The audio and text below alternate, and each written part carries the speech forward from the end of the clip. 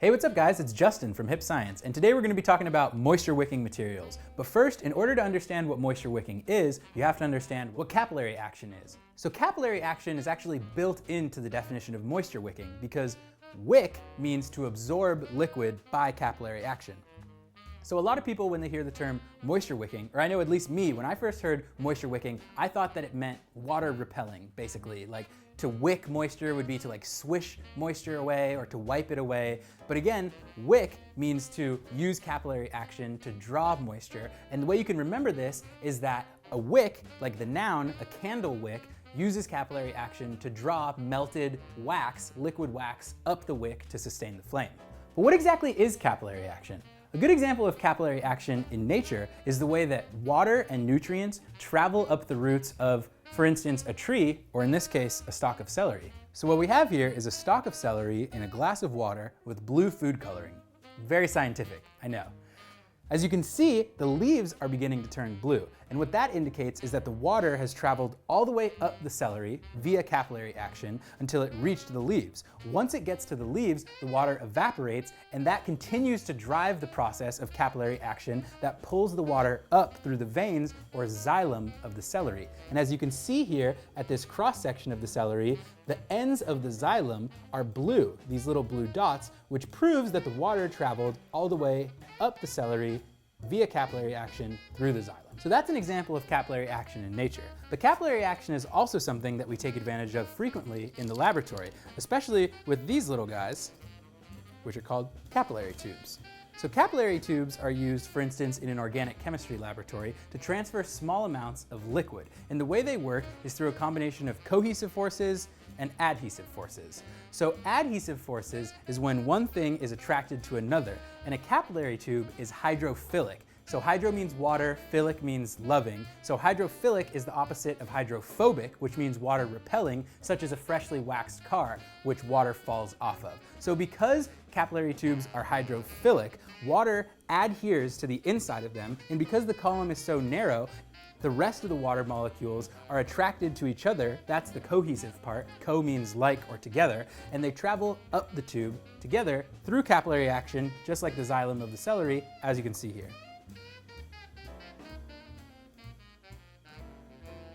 So now that you understand what capillary action is and what the difference is between hydrophilic and hydrophobic, we can start talking about what exactly is moisture wicking and how it's an example of a science-based technology that's inspired by a natural phenomenon. So the way moisture wicking technology works is that it draws sweat away from your body, pulling it to the outer surface of a material where it can evaporate more quickly. A non-moisture wicking fabric, like cotton for instance, gets wet and stays wet. The way that a moisture wicking shirt is able to pull the water or the sweat to the outer surface is by being made of an alternating set of fibers, some of which are hydrophilic and some of which are hydrophobic. So the hydrophobic fibers are water repellent, but the hydrophilic fibers act as capillary tubes, essentially, where the water can travel from the inside to the outside. But how come the water doesn't travel back to the inner surface? How is it that these hydrophilic fibers go only in one direction? Well, the answer is simply the same as the reason that the water travels up the roots of the trees or up the xylem of the celery. It's driven by the evaporation at the leaves, or in the case of a shirt, the evaporation on the outer surface to the atmosphere. So as you can see, the inside of the shirt appears slightly more porous and absorbent than the outside of the shirt, which helps to channel the sweat to the outer surface, while still maintaining, and intentionally so, a slightly hydrophobic, water-repellent outer surface. So this can be helpful during physical activity, especially outdoors, again, proving the benefit of moisture-wicking materials over cotton. Moisture-wicking technology is actually pretty cool.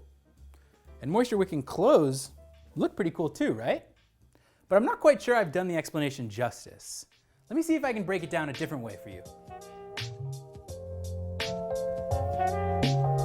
So listen up and let me tell you real quick exactly what it means for a fabric to moisture wick water sticks to a surface if it's hydrophilic. So if you're sweaty, get ready for a wet shirt quick. If its fibers are cotton, primarily when it gets wet, then it won't dry easily.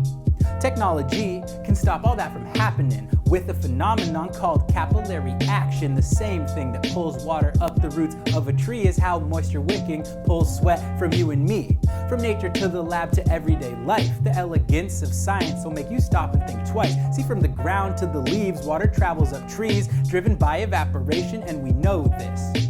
Inspired by that fact, moisture wicking jackets act through a mix of hydrophil and hydrophobic fibers which alternate, and the result is to create capillary-like paths for sweat to flow. From inner surfaces to outer, where evaporation's faster, so you can dry and be good to go. I'm here to tell you that science can be inspired by nature, so sit back and let that fact expand your brain, kid. How many cats you know with a science show where they be rapping and explaining? All right, thanks for tuning in. It's always a pleasure. And don't forget to check out the Hip Science Facebook page and Twitter for the fact of the week. And until next time, Hip Science community, Justin from Hip Science, peace.